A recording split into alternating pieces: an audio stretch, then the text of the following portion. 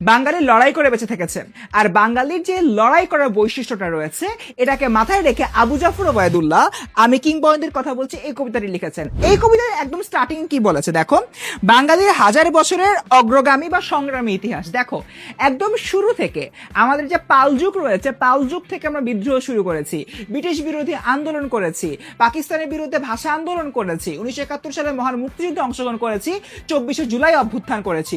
সকল ক্ষেত্রে আমরা বাঙালিরা লড়াই করে নিজেদের অধিকারটা যে বুঝে নিয়েছি এই বিষয়টা এই কবিতার একদম শুরুতেই বলে দেওয়া হয়। এবং এরপর থেকে দেখা যাচ্ছে যে আমাদের লড়াই করে যে টিকে থাকার বিষয়টা আছে ঐতিহাসিকভাবে জিনিসটা আমাদের মধ্যে প্রথিত রয়েছে এবং আমরা সব সময় লড়াই করে টিকে থাকি, লড়াই করে নিজেদের যে ন্যায্য পাওনাটা রয়েছে, ন্যায্য অধিকারটা রয়েছে সেটা আমরা বুঝে নিই।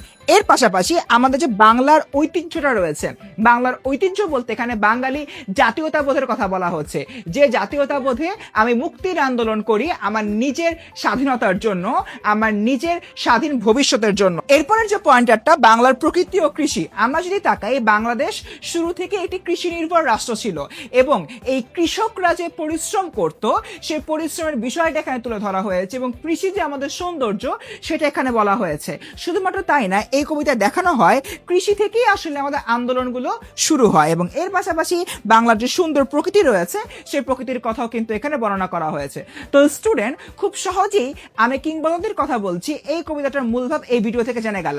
এবার তোমাদের জন্য ছোট্ট একটা প্রশ্ন, কবি বলেছেন আমাদের পূর্বপুরুষদের পিঠে ক্ষত রয়েছে, ক্ষতটা কি রকম জানিয়ে দাও কমেন্ট সেকশনে।